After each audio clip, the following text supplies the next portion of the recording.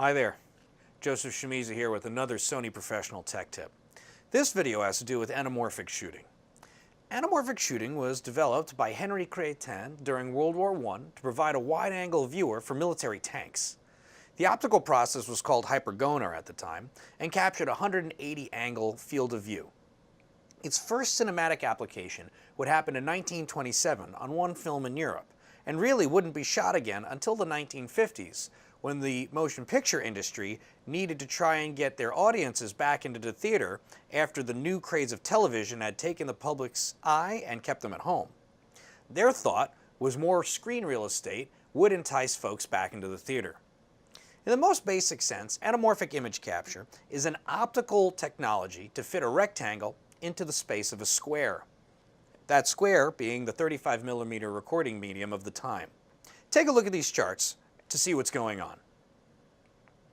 Full frame and anamorphic friendly cameras are coming out at all levels of the camera world.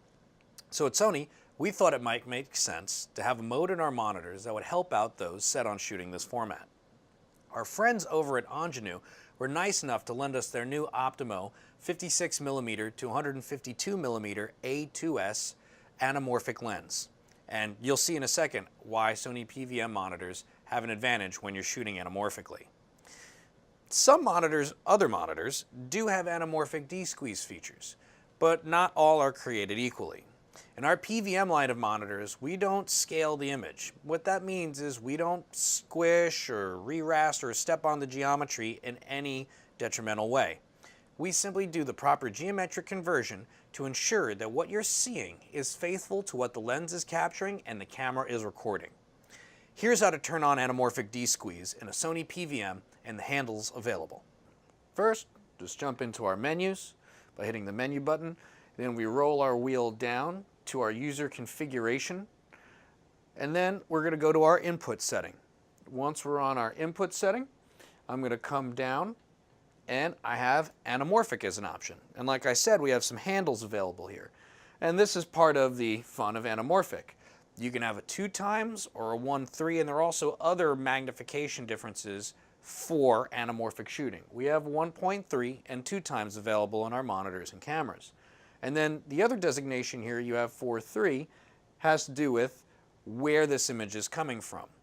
On a Sony f55, I have a 17:9 size imager, and I have a 2x anamorphic lens on my camera.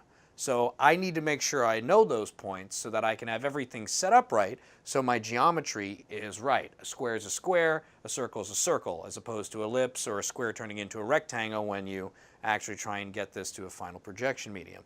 So once I do that, I'm good. As you can see, I've got my anamorphic image properly rendered for my display.